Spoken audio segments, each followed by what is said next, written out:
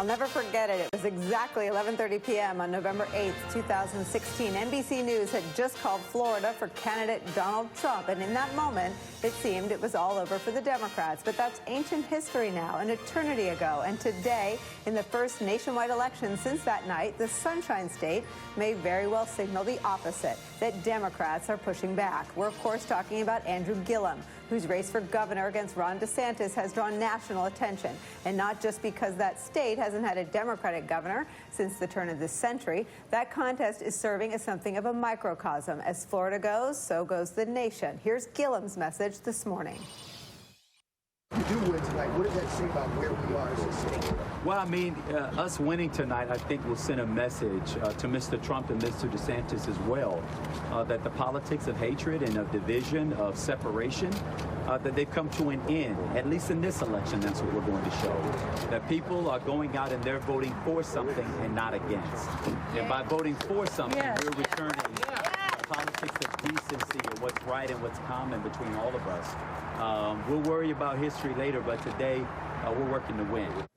Jim, Matt, Elise, and Steve are all here with me. Jason Johnson's still with us. Jason, this race, Andrew Gillum is, I'm going to say, the best candidate in either party running this cycle. He's got the whole pack. He's got instincts in a debate. He could turn a line, turn a phrase, come back without sounding mean. And as a disciplined candidate, he's taken incoming from Trump's little mini-me there in Florida, Ron DeSantis, but he's also managed to keep this very tough campaign positive. Talk about what you think is going to happen for Andrew Gillum tonight and what it means. So I'm going to start by saying I don't want my Democratic friends to start getting too excited about the Gillum or work ticket in 2020. Let's see what happens tonight, because you have people already talking about that. I described Gillum as this, and I went to one of his rallies with Jimmy Buffett in Palm Beach on Saturday.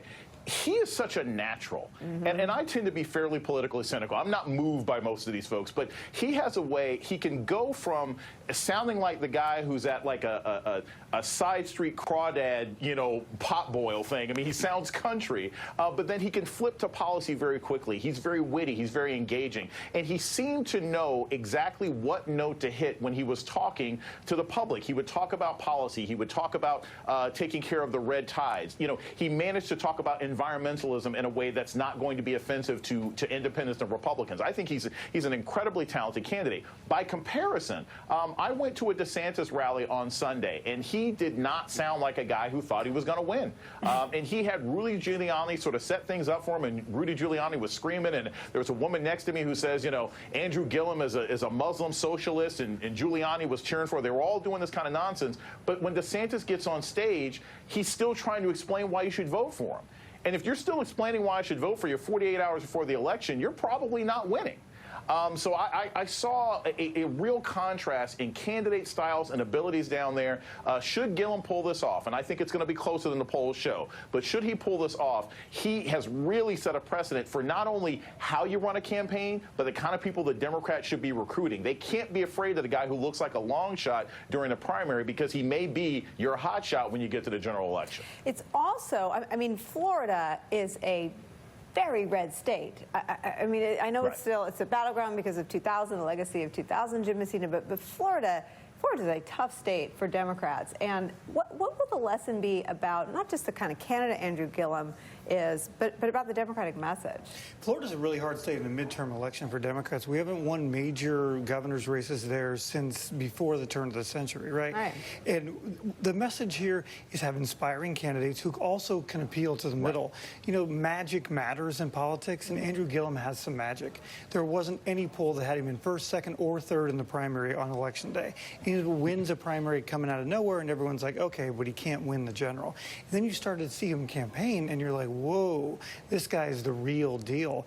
And, you know, tomorrow people are going to be talking about this guy. But I agree, this is going to be closer than people think. Florida is a place that hearts go to break. Yeah. And this state's always 1 point. Florida is the 1 point state, and we're going to be sitting here for a while on Florida. It's going to be close.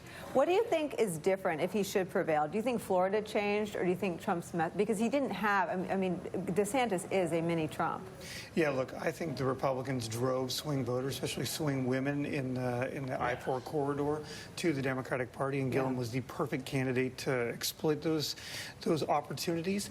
But this was Donald Trump helping us a whole bunch here. Let's not, tomorrow I hope we don't think we suddenly invented the, the free beer sign here. Right? I know, misreading the mandate. Let's look at the significance, though, of the Puerto Rican migration to Florida from the island after the hurricane and the total botched handling of that. When we get into the exit polls tomorrow, that very sizable Puerto Rican vote, was it determinative in the end? And then just the plain stupidity of the DeSantis message.